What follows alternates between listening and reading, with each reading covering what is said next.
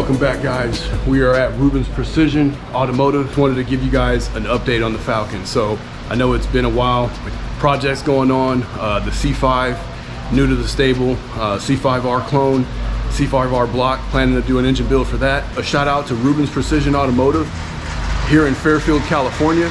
Let's go over what's going on with the Falcon. So as you can see here, we are in the process of fitting the dry sump lines from the pump to run to the tank. So we had to get a clockable starter to swing the starter up out of the way so we could have this dash 12 bung fit in. So what's going on now is we have the 90-degree fitting for the hose, but we are running into clearance issue on the return. The return, you can see that's already routed, and so there she goes right there. But we got this one sorted out, so we're just going to run the hose to make that fit. But then this one right here, see if I can get up that one there, we got a 90-degree fitting from Vibrant. So here it is. This one here should allow that to route and clear, run parallel with the pan to the backside bung.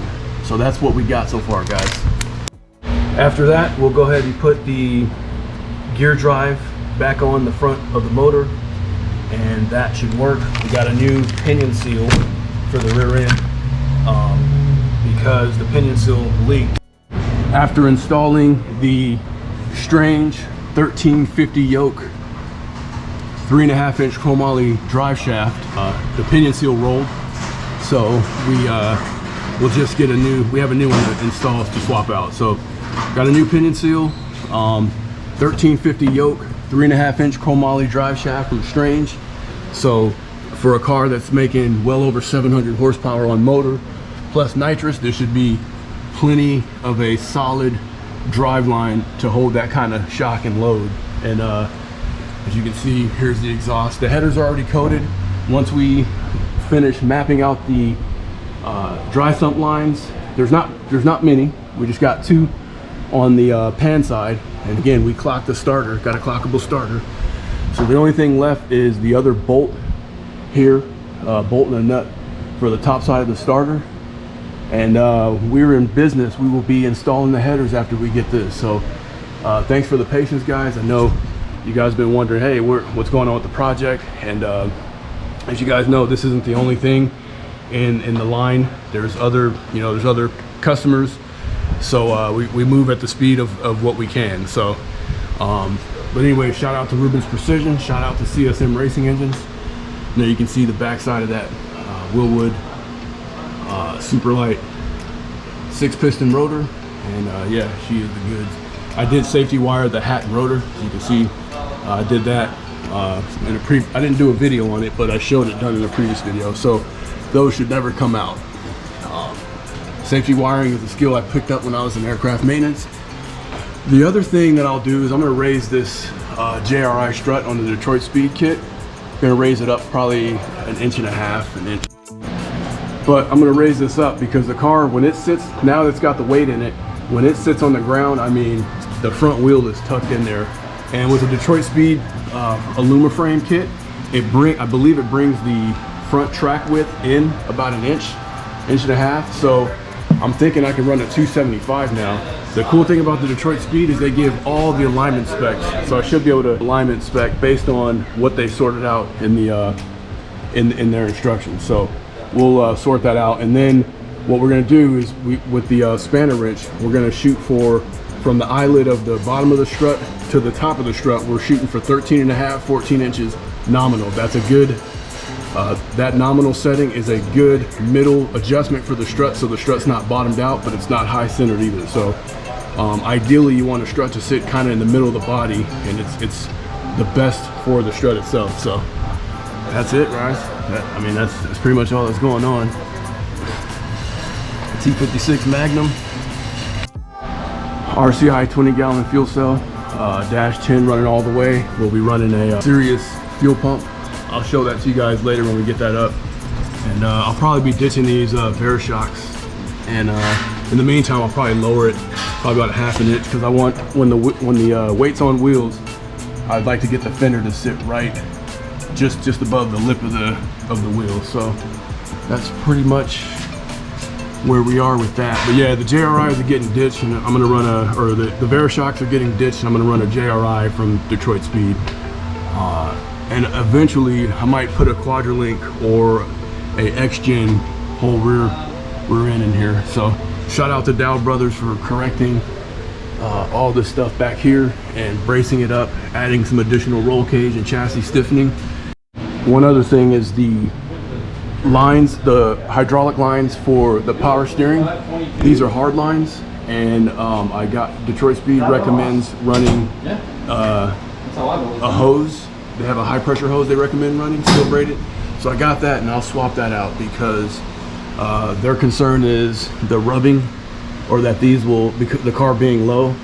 So my idea is hopefully that this car never you know, hits this cradle here. But I can see where the lines are. I guess sometimes the hard lines can back out, so we have hoses to replace that for the power steering. So I'll do that here soon, and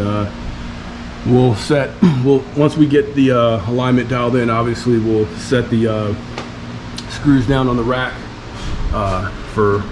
and all that kind of stuff. So yeah, this thing's coming along, guys, but just understand that this is all custom, and you know, anything custom is not gonna be overnight. So again, shout out to Ruben's Precision, shout out to CSM. This has been a long time coming. This project has went full circle from start off from an engine build to changing out from a 5-speed to a 6-speed manual, and then, you know, fixing the rear end to now the whole chassis needs to be addressed. So I mean, we could have kept the shock towers and slapped it back together and just kind of drove it, but we wanted to make it as good as possible. We also kicked around the idea of running we also kicked around the idea of doing a straight up what's that thing, that company, oh, not Ring Brothers,